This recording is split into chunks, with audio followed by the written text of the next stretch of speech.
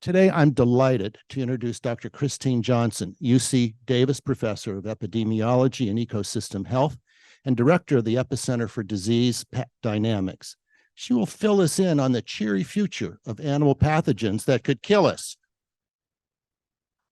Diseases transmitted from animals to humans are increasingly more frequent. Why is that? Dr. Johnson's research demonstrates that the risk of bacterial and viral infection of people is linked to habitat loss and the exploitation of wildlife, just two of the risks we incur when people and animals get in each other's way. She and her team surveil wildlife and people in close contact. She looks for early indicators of unusual morbidity and mortality in wildlife, the impact of land use and climate change on disease and animal populations, and the public health risks of land to sea movement of pathogens. She has designed new approaches to monitor animals and human health in 30 resource-limited countries. Her work supports science as a basis for making public policy to combat or mitigate animal sources of human diseases. Dr. Johnson, COVID-19 is still with us. What could be next? Thank you so much, Jeff.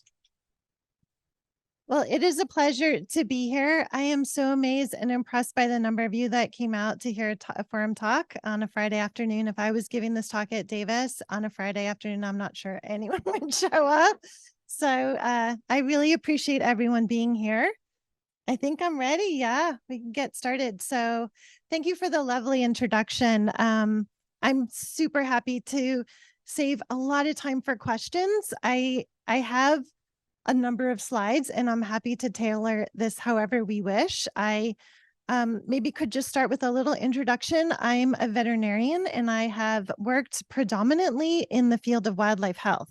And there's a number of us, once it became apparent that emerging infectious disease came from animals, that got pulled into this public health realm.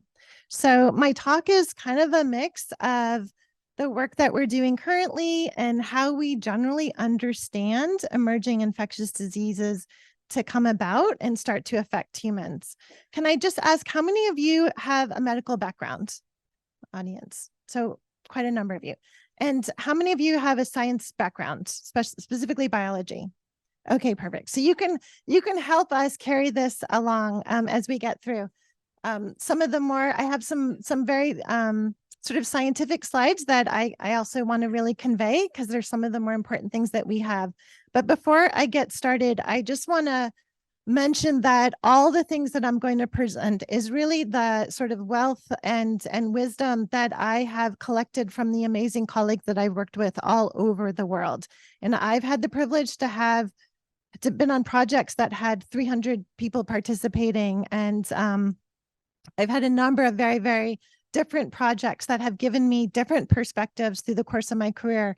And I've really benefited from that knowledge and expertise and accumulate that. And that is all reflected in what I'm about to share. And so I just want to acknowledge everyone that I've worked with, that I've had the privilege to work with, that helped me to create some of these insights and some of the background that I'm going to share with you.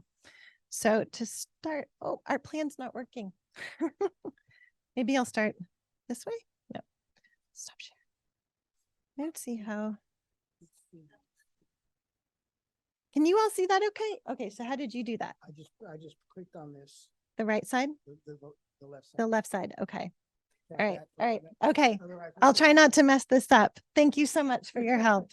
Okay, so this sort of gets to the heart of the matter. This is a slide that shows, and maybe I could just move this down.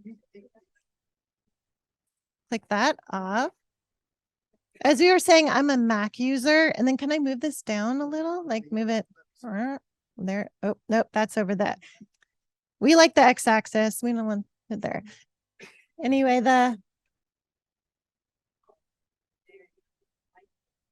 wow. Hide video panel. Following meeting controls. There we go. Amazing. Okay. Now you can see the whole slide. Can you all see that okay with the lights on? Okay. So these are some figures that I've taken, one from a recent paper and one from what's called the World in Data, which I love to show how they display data visualization. It's really powerful, and I think this figure captures really well how these emerging infectious disease events, so specifically things that we get from animals, are starting to increase in frequency and scale. And so this graph that starts at 1910, you could see there's a bit of a gap here for a few decades, and then very much increasingly frequent and larger scale emerging infectious diseases. So the time between some of these emerging infectious disease events is shortening, and that's putting a lot more pressure and burden on public health, of course.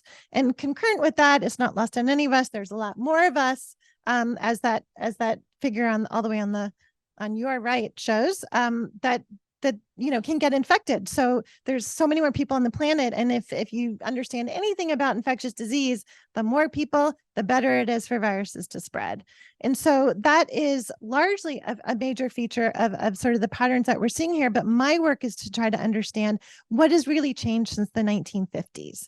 So obviously there were already quite a number of people here in the 1950s and 1960s, right? So we've increased massively, but there's also a lot going on the planet that I think is quite relevant. Okay, let's see if I can do this without you. Nope. Oh, there we go. Okay, I just want to start just from the more sort of fundamentals that we think about. So I'm going to talk a lot about viruses because that's what I study as a wildlife vet, which is a little bit strange. But most of what I'm talking about are these zoonotic diseases. So zoonotic diseases, any disease, it doesn't have to be a virus, could be bacteria, fungus, whatever, that we get from animals and also that we give to animals. So how many of you knew that how many of you know that the virus that caused COVID-19, so SARS-CoV-2, it's a very, very zoonotic virus. How many of you knew that we gave it to our dogs? Like a lot of people gave it to our dogs. You're all very savvy. I might not be able to teach you anything. But yeah, so we call this way zoonoses, and then we call it reverse zoonoses when we give things back to animals. So SARS-CoV-2 is an amazing example of both, right? It originated in animals, came into humans, went back. Okay.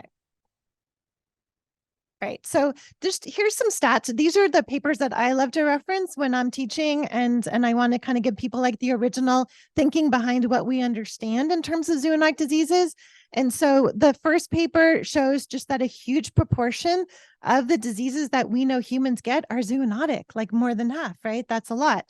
And then the next paper shows how many of the pathogens that we think of as just human infections, things like measles, things like HIV, came from animals, actually, if you go back in time historically, and look at that.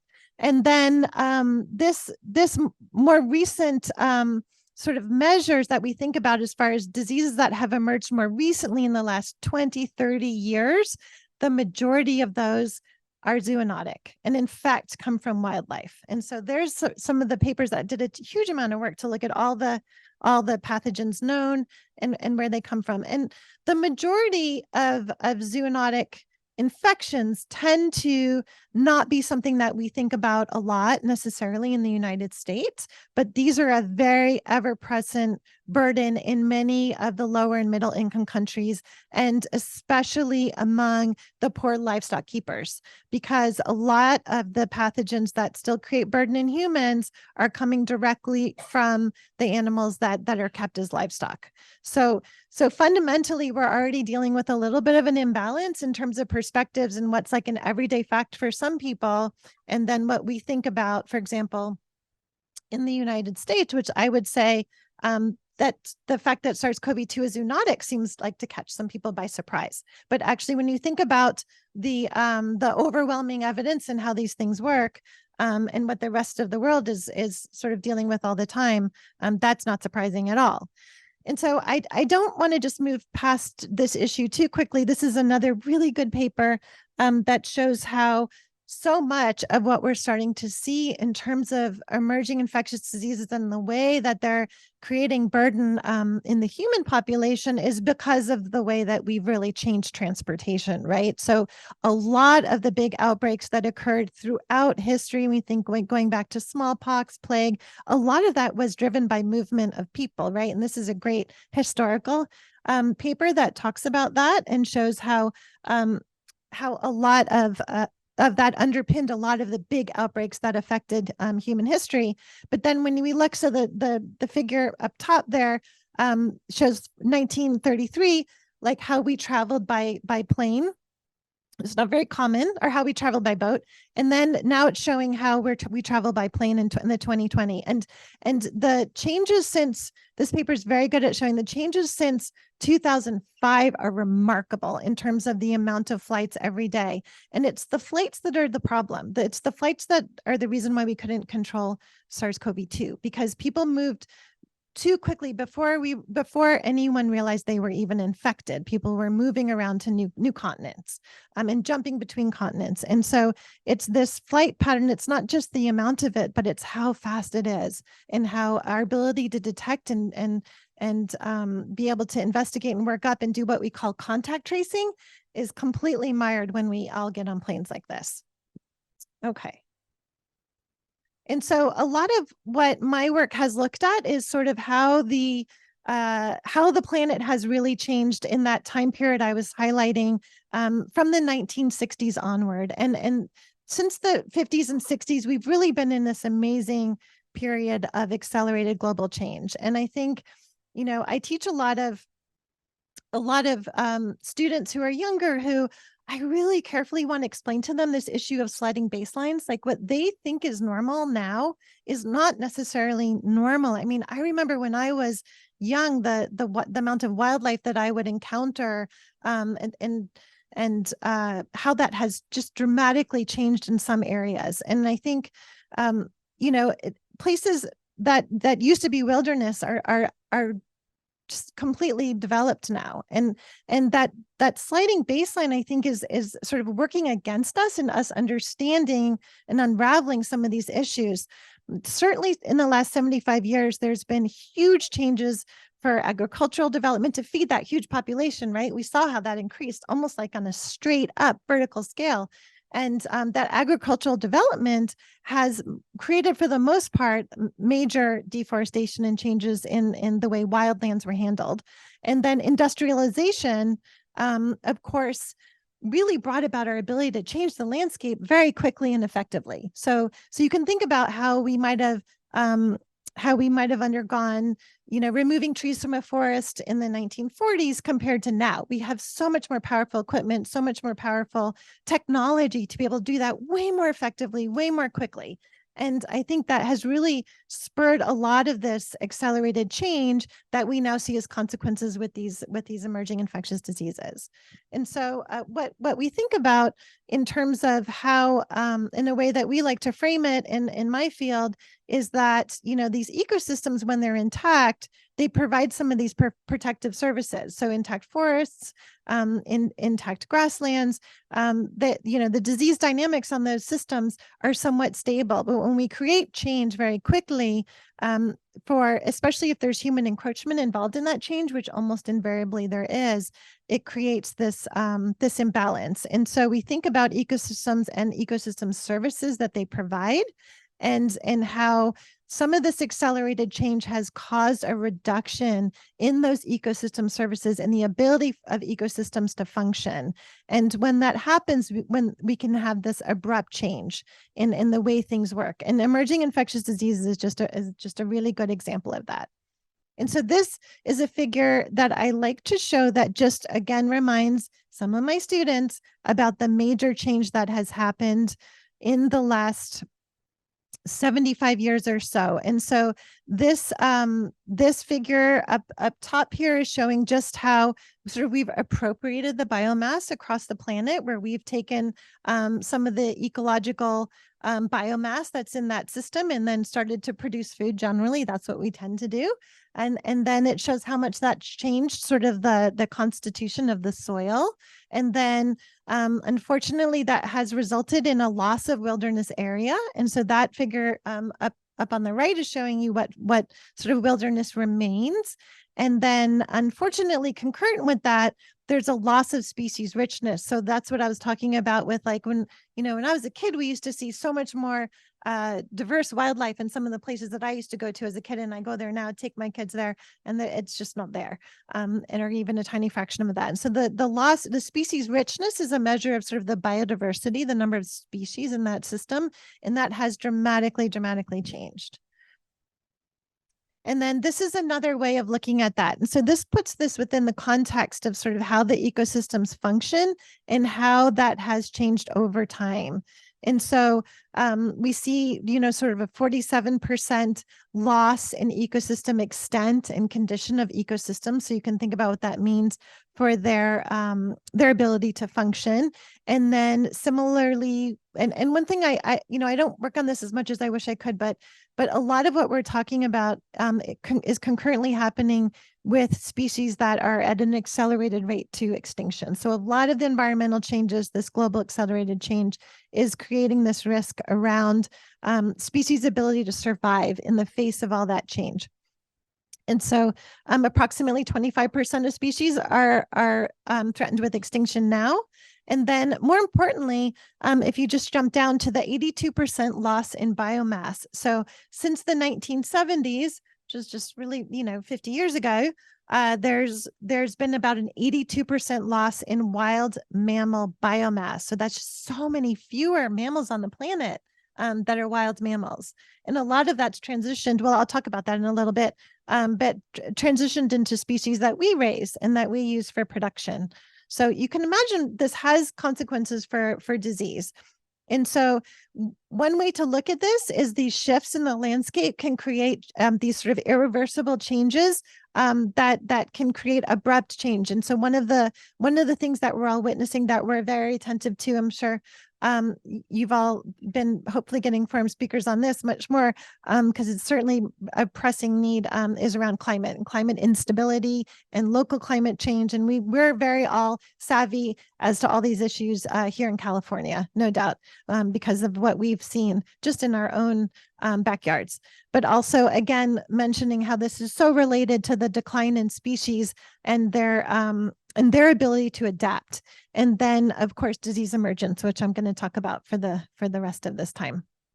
And so I can't give a talk anymore. A lot of these ideas I've had for a really long time, but once coronavirus came into everyone's worldview, I had to add some of that into this context. So human coronaviruses, for the most part, all of them are zoonotic. We think originally a zoonotic virus, probably continuing human animal transmission going on for many of them, but we have huge knowledge gaps in this. And so I've listed the common ones for those of you with medical background you might recognize.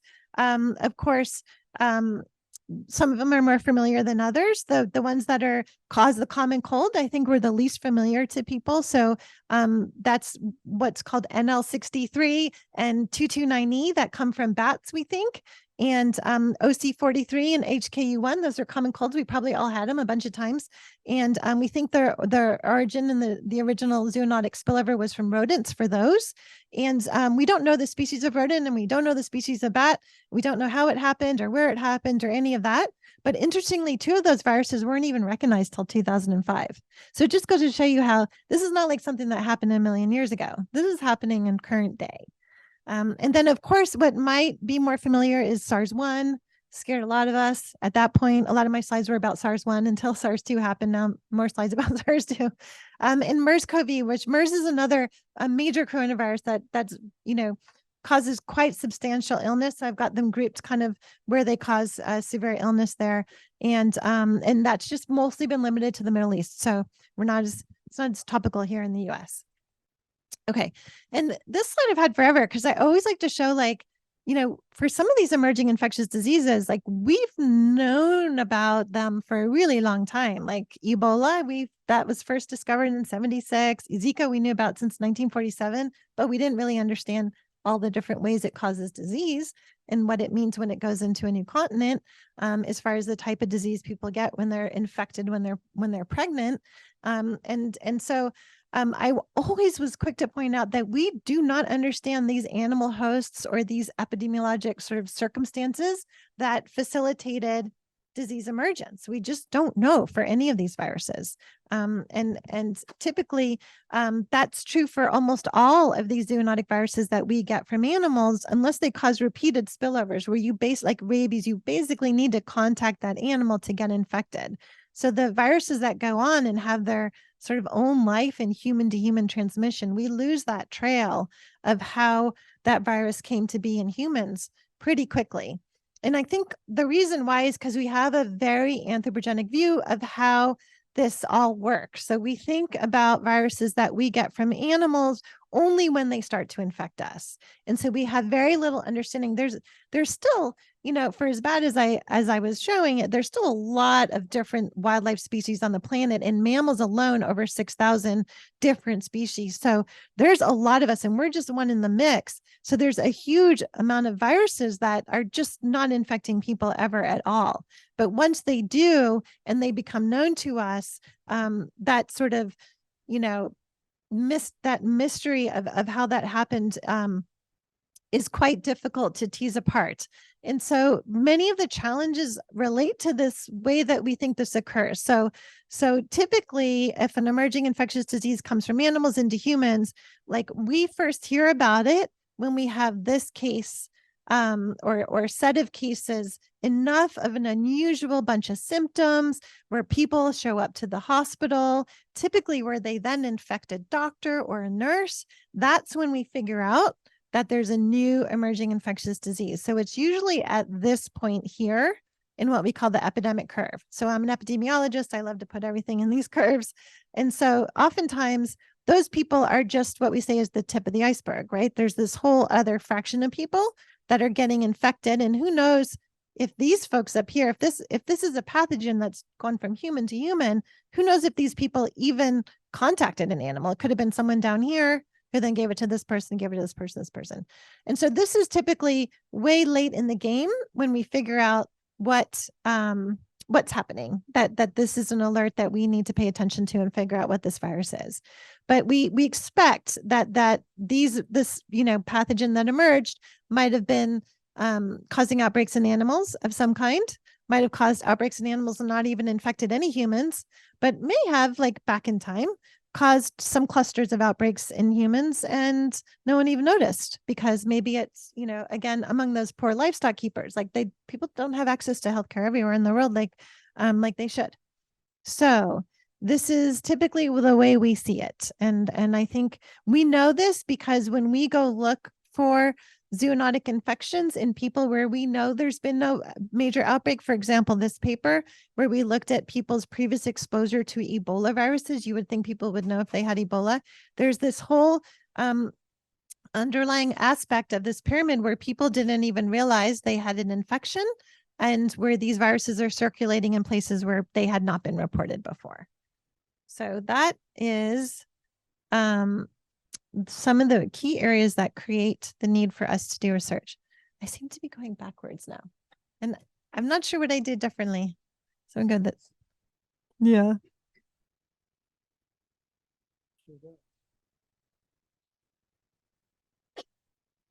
That's good. Now what'd you do? Roll the ball back. Oh, roll the ball. Oh boy, now it's gonna be messy. Okay.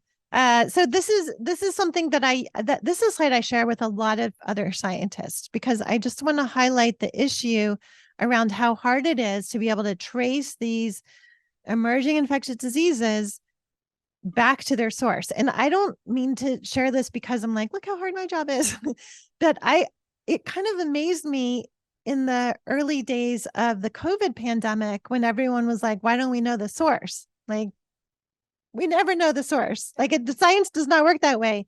Check back in 12 years. We'll know the source. And I'm sorry, it's just like we wish that there was public investment. We wish that people would do like immediate contact tracing, but for the animals as well as the people, we wish all that would happen. But that's just never the case. It's not expected. It's not the case. It should be, but it's not the case. So again, typically, so we get news of a new disease here, let's say, right? So at this point in time, people are infected, some severely, some not so severely, like we saw with SARS-CoV-2. And we would look in time to say, okay, we figured out what virus this is. Now we're going to look for this virus in all of these animals. So at this point in time, we might figure out that this virus is in pigs or rodents. This is just a very theoretical example. But if we're starting to do our investigation at this point in time, we're basically looking at more than likely whatever animals we gave the infection to, just like we do with SARS-CoV-2, right? Like we gave it to deer. Deer are not the reservoir. So when you look after the fact, that's the problem. You just see who's susceptible to it. And for zoonotic pathogens, a lot of things are susceptible. So, okay, I'm going to try to do this now. So this is typically the infected window. This is where we say people seek healthcare, and this is what we find. Okay, so if we could go back in time to ask people, well, what did you encounter? Who was there anything unusual in the the medical history of patients that might give us a clue, which is the work that I do, like what animals were in the area? Was there anything unusual that might have created this exposure? They might say primates. Oh yeah, there were a lot of primates, and we go test the primates, and indeed, primates have the virus. So are primates the reservoir? Well, not necessarily. They're just what gave it to people, right? Invariably, we think further back. These are the animal reservoirs that we're looking for. And we have really no way of going back in time that far to trace back to them. The primates won't tell us what they were in contact with.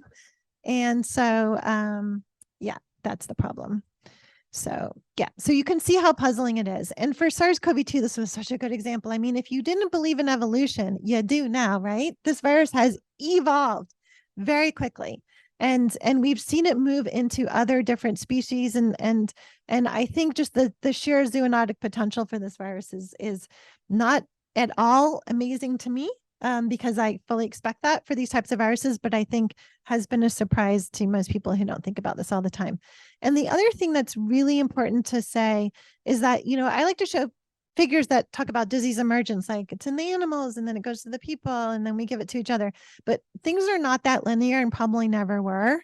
Even for viruses that first come on deck because they create unusual clusters in humans, more than likely, not only did they just create clusters that went undetected in humans before, but they probably have this whole circular, weird, unfortunate pathway where, humans get infected, animals get infected, humans get infected, and it's just this big mess. And we are just, it's just coming on our radar at some point in the middle here. But these things are not a clear line, as we see. Okay, so there's a lot on the table for us to think about in terms of what we want to spend our time and our money and our investment in. And when we think about, when I talk to governments and colleagues in science and specifically people who fund science, I talk about how we're very concerned that we're not prepared for emerging infectious diseases, that we're not looking hard enough in all the right places, and that the demands for food production and the changes in climate are going to make things, again, that those sort of non-linear abrupt changes, they're going to make things a little bit certainly more confusing, if not at a higher frequency. And so I like to try to get colleagues interested in really leaning into the pandemic area. The work that I've always been working in has become a little more scary for some people. It's become a little more politically charged in our country. And I think a lot of scientists are very reticent now to get involved and to be able to do this kind of work. And we need willing individuals who are willing to do the hard work in some of the very remarkable conditions that we have to do this in, to be able to help out with this, with emerging threats in the future. And so typically a lot of colleagues pivoted, I want to say, to, wow, we have an emerging infectious disease. It's human to human. I'll spend all my research and time looking at, cases in humans and how that manifested. Like the last 3 years has produced an unbelievable amount of data and new research, and thank goodness resulted in vaccines and things that have really benefited public health. But I just want to make the distinction that we're really looking, when if we wait for viruses to emerge into humans and they're human to human transmitted, the only thing we can really do at that point is maybe influence the scale of the outbreak, but really not that very much right now. Like if we could have influenced the scale of the COVID-19 pandemic, we would have done that this time. So maybe with new vaccines in the future, but I tell you that 2-day travel that I know I can get from the most, remote part of one country into an urban, site anywhere in the world, really speaks volumes to me about how quickly vaccines can ramp up to target something like that. So what we think about is working in this very complicated, confusing, difficult space of where we can start to think about mitigating the frequency of emerging infectious diseases, not just trying to mitigate the scale. And so a lot of the work that I've done is try to understand, like, what are we doing that puts us into contact with animals, and how are diseases transmitted that way? And so a lot of the viruses that we get, so these are just zoonotic viruses that we looked at, all the different ones that people have ever gotten, are really transmitted in very common ways. Like people think, and there's been also another misnomer, I want to say, in sort of the way the SARS-CoV-2 pandemic was couched, is that like people aren't going into some remote cave and getting exposed to these things. Bats are everywhere. People are exposed to bats everywhere. Most of the animal exposure and zoonotic disease transmission happens in our homes, or happens in crops where we have workers working in crops. And so that's fundamentally sort of this interface that we call it between animals and humans that results in disease spillover. It's not, there's no cave, like there's no hiking into the wildlife on this. That just didn't show up as important. And of course, vectors, as we know all too well, and are grappling with West Nile here in this region, very effective way to connect us with some wild animal or some wild bird, in that case, that we wouldn't normally be in touch with. So my work's tried to really understand those patterns and what's going on there. And here I've got like 2 graphs, one that shows sort of all the different wild animal groups of animals and how many viruses they tended to have. And rodents they've shared a lot of viruses with us over the years, no doubt, bats as well. And then a lot of the other mammals are not super interesting, primates, and these are like the deer and antelope type animals, and then of course carnivores, big mammalian groups, but haven't shared quite as much as bats and rodents. And then I also looked at like how correlated is this with species. So for domestic animals, they have, like I was showing in the very beginning, they have shared so many viruses with us. I couldn't put them on that first chart. I had to make my own chart. So I looked at like how abundant are they on the planet, and it's highly correlated with sort of the amount of abundance, not just for us, but the amount of abundance for these guys on the planet has a lot to do with how many viruses they've shared with us over time. And so this isn't like any big news. These are, agricultural species. They've, taken over a big part of all of the world. And so we're going to get their viruses. And I think there's a really good food safety, and a lot of that's bolstered my profession, benefited my profession, certainly, in looking for these diseases. But then we also have some wild mammals that are in here that are not unfamiliar to anyone, that shared 16 different viruses and 14 different zoonotic viruses here, and their propensity, similar to these guys that we fostered their ability to live amongst us. These guys also, they are very adapted to humans and kind of go wherever we go. So this is kind of just showing you the obvious, but it was nice to have some actual numbers to share to that. And so this is how in some of the countries where I work, this is how livestock are kept. The fact that there's disease transmission between, in this case, pigs and chickens is not surprising. And so influenza virus, this is typically how we think these things originate. And then there's wild birds that produce new genetic material, but it really gets going in sort of these sort of intensive livestock production where there's not a lot of separation. And then I really wanted to think more about, like, at a species level, which wildlife species have shared the most viruses with us, because that to me starts to get towards that, like, moving back in time to be able to understand what wildlife species pose, some low level risk to humans in terms of the viruses, and where should we be looking? Because it's not hard to sample these wildlife, but it's overwhelming when you think of the number, the whole, different diversity of them. And so really looking at, and I wanted to share this slide, and I'll just zoom through it a little bit quickly, but this slide looks at sort of all the zoonotic viruses over time. And for those of you who like to look at the in this case, incident rate ratios, this was a big model that I did on all zoonotic viruses. I can share the numbers here, but really effectively, I categorized whether these wildlife species were abundant, increasing in abundance, or whether they were sort of among the species that are going down to being almost critically endangered. And then I looked at the different taxonomic classifications and found that the domesticated species shared 8 times as many viruses with us, and that bats and primates also had more zoonotic viruses amongst them than other classes of animals.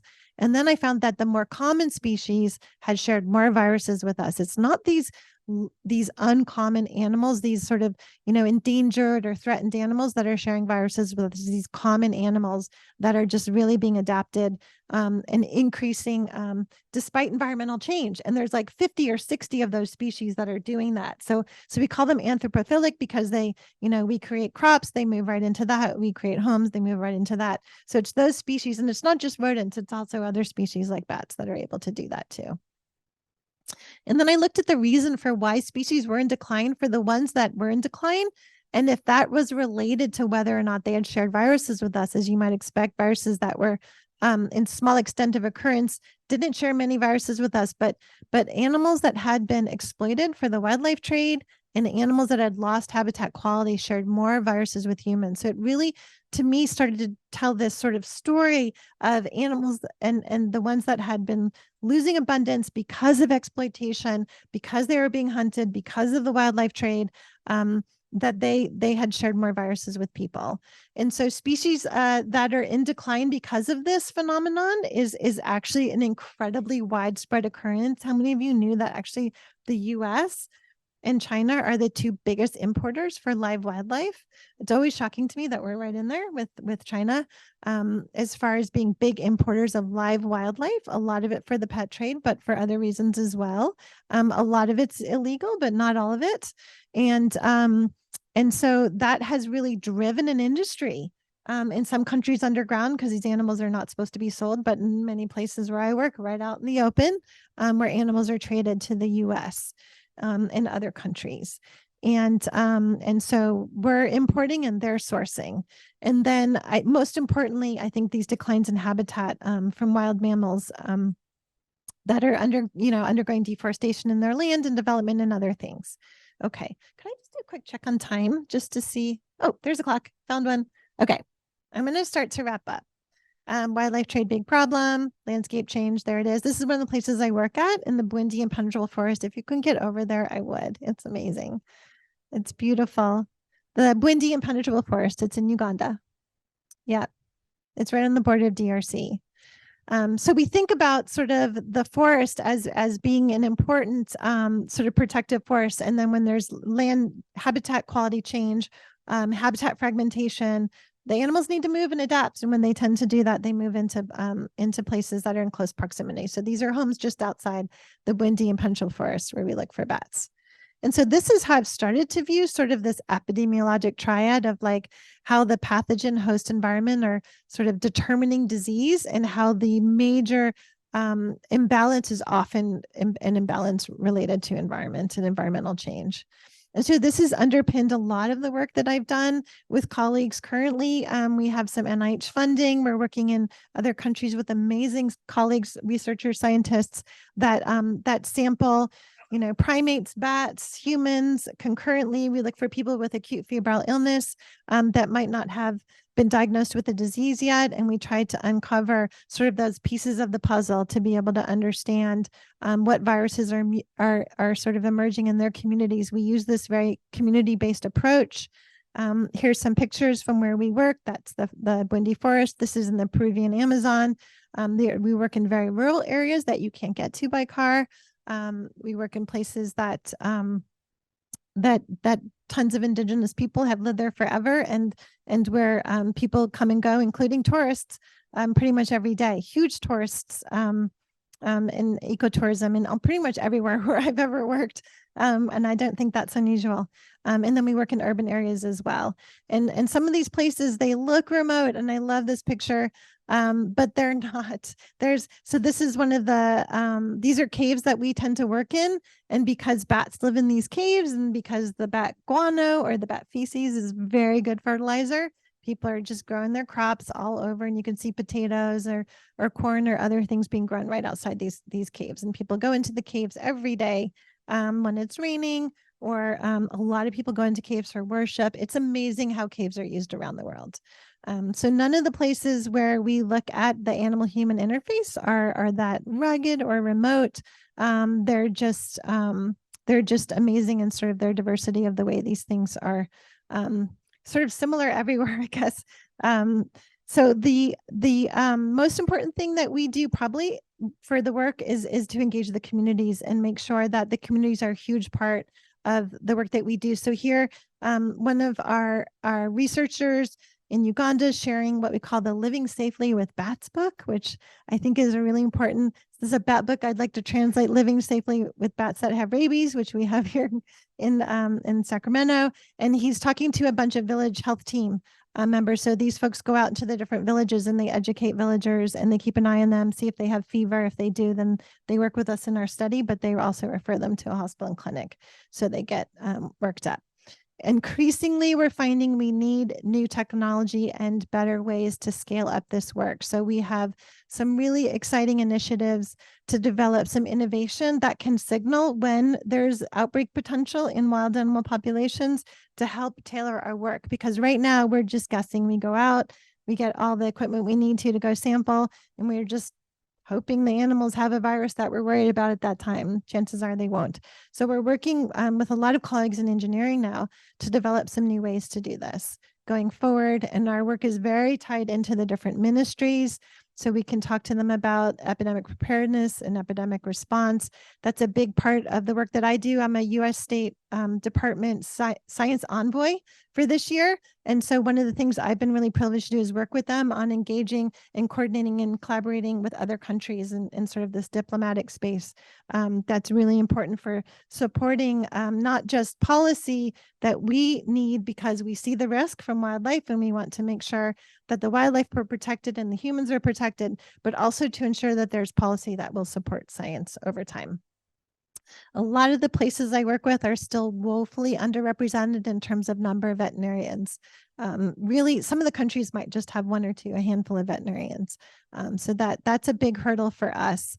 And so I just want to wrap it up so I can get to some of the questions, but I did want to end on this slide of where we really think sort of as the ecosystem again is having this protective features that we need to understand a lot more about, certainly, but there's health outcomes that are starting to be measured, and we can think of sort of this buffering system. And I really like, this is a great example of a report that IPIBIS, that's how we refer to them, that they did around how changes in use of the land can either protect or create protect against or create negative health outcomes in people, and just the influence of climate change on that.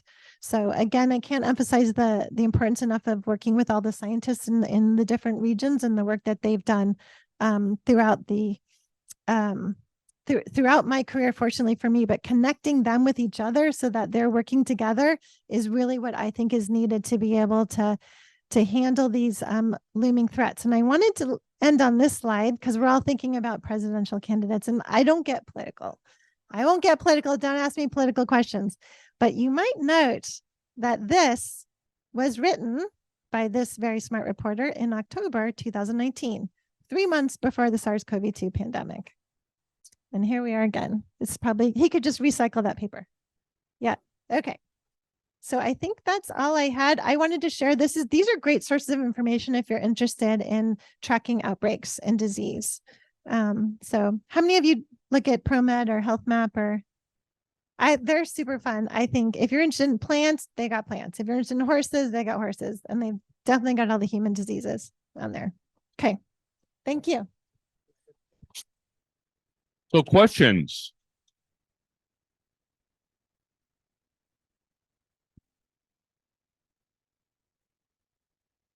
Any questions? Yeah, I had a question. Thank you. Two things, actually. One is there's fewer and fewer farms have livestock anymore, but there's been concentration. And so we've got, especially with hogs and chickens, there are these large confinement operations. At the same time, it seems like there's more livestock coming into the cities, and that are, you know, chickens and goats and so forth. Yeah. So I'd wonder if you comment on the implications of that trend. And then the second question is, do we ever need to be concerned about consuming meat products or dairy products, eggs that are from animals that actually are sick? So many good questions there. I think so. So the trends in livestock production in the US have largely been designed to enhance biosecurity, as we call it. So like to keep the animals free of disease doesn't always work.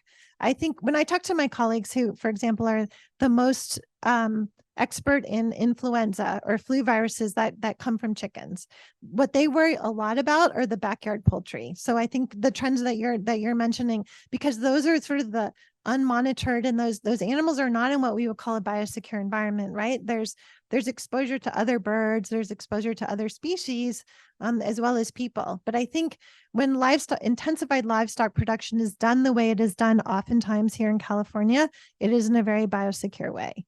But there's this whole other industry that's unregulated and uncharted in terms of disease risk. So I think just the risk depends on the setting and the conditions and how it's managed. Really, there's no right answer to be able to say this is the right way to do it or that's the wrong way. But I think having a good disease surveillance program is always critical.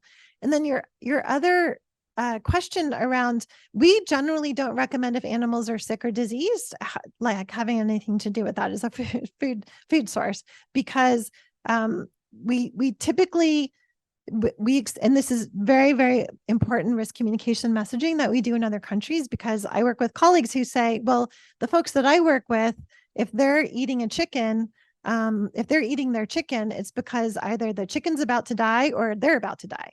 So it's one or the other. And that is predominantly how things are done. But I think that is the way infectious diseases are transmitted. So healthy animals, but healthy animals that are not handled and transported live, which is another big part of the risk equation. Because once they might be healthy at the time that they start in the value chain, but they are no longer healthy after a couple of days of being in that sort of value chain trade setting. And so there's a lot of work we have that documents that's very, very concerning. Did that answer your question? Yeah. So should people not worry about cooking a chicken right or eating right eggs, that they may actually get some disease transmitted because they might not have been from healthy animals? So we would get diseases from animals where the animal's healthy. It's just they don't have symptoms or signs of a disease. So the disease is like a whole nother criteria. So there's a lot of infectious diseases that occur at slaughterhouses. There's ways that meat gets contaminated in the way animals are slaughtered that's actually normal bacteria in them, but would potentially cause us to be sick. So yeah, absolutely always cook your meat and pasteurize your stuff. That's like the trends towards not pasteurizing is a little bit concerning from a food, because we've learned over time how helpful that is, similar to vaccines. Hello. Yeah. This may not be in your wheelhouse, but you did mention it in your program here. We have mass migrations going on. It's not likely to stop anytime soon because of global warming. What is being done to monitor those populations that are in great mass movements to make sure that they're not bringing the diseases that we're fearing here? Yeah. Migrations of people, you mean? Yeah, I think I hear this same comment almost everywhere I go in the world. So even I was in Costa Rica recently, and they're like, we have migrants coming from Nicaragua, and you know, it's really true everywhere. I think everybody needs access to healthcare.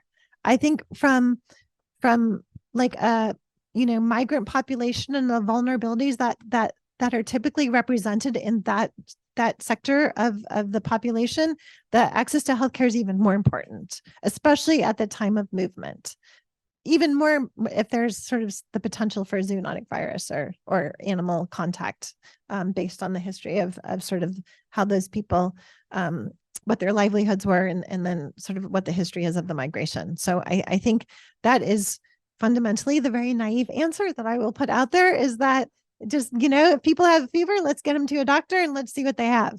And I think that will just speak volumes towards how to navigate this in the future. But yeah, there's trends we can't stop for sure. Hi, the number of viruses or vectors that are transmitting diseases, do they tend to be in limited numbers of families, or are they all over the board? The virus families? Virus families Yeah. or bacterial fungal Yeah. family? That is such a science question, and I'm really pleased you asked it. I've done a lot of work on that. I think I worry most about viruses because of their tendency to spread rapidly. Bacteria don't tend to spread as rapidly, and when they do, we always hopefully have some sort of antibiotic that they'll be susceptible to. Not always true. So if there's a limited number of virus families, Yeah. why don't we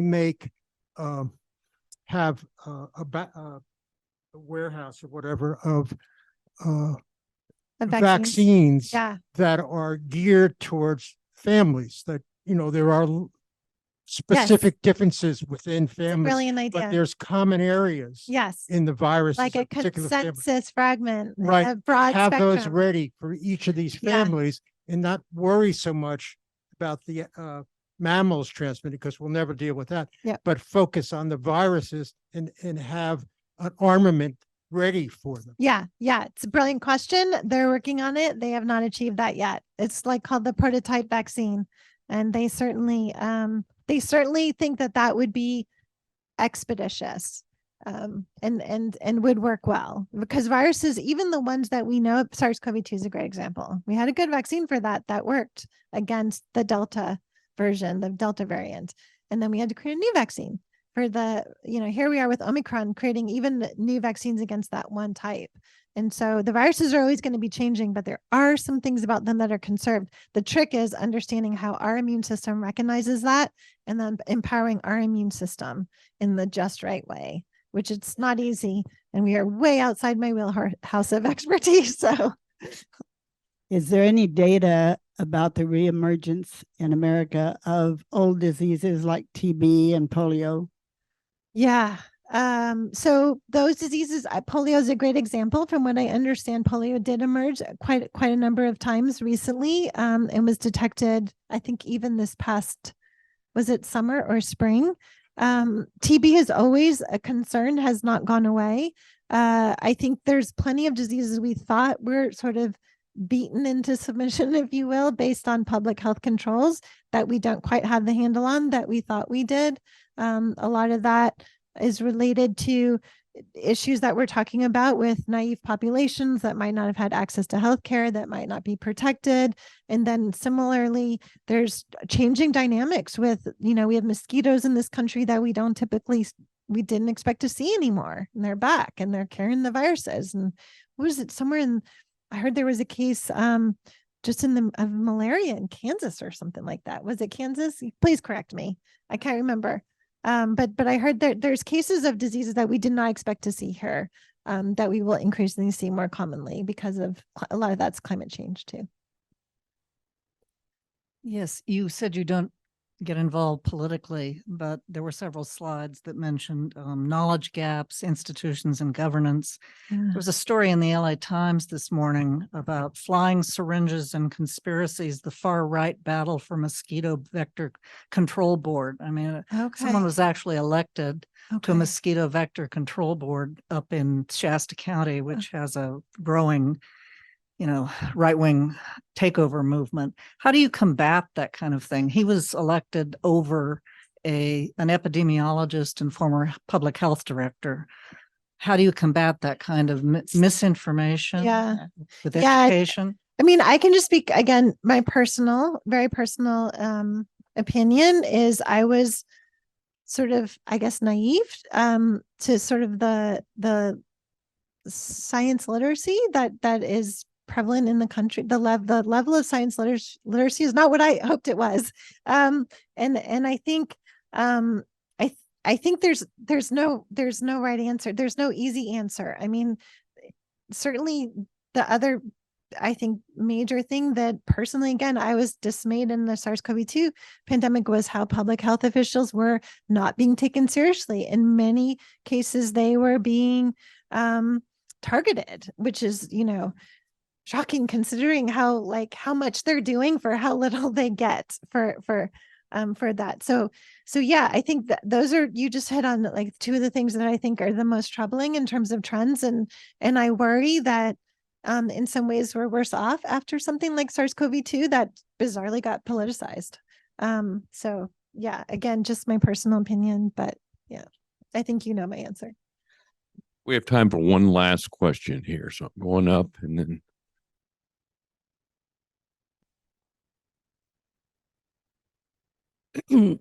I think one of the things that happened during COVID is we were able to find out that data sharing is going to be a problem because some of the counties still had fax machines instead of computers. Yeah. And so knowing that, and knowing that we're going to have another 2 years, 3 before we get the surge again. Yeah. Have you seen any improvement in that data sharing? I feel like I have seen just glimpses of how those things are being revised, how public health data systems are being updated. And I think you bring up another really important point is things were woefully sort of underfunded and people didn't realize the value in data sharing necessarily that we do now. Cause I think if anyone thought that we could control, this virus by like doing things differently in different states, never mind different counties, that plan never works. And that data does need to be shared and not just between public health groups, but between, animal health and public health groups, and that there's huge value in that. I feel like I've seen glimpses of it. It's probably far too less than is needed, but certainly there's investment in the US in terms of improving exactly that. So let's give her a round of applause. A great presentation today. We want to thank you for being here.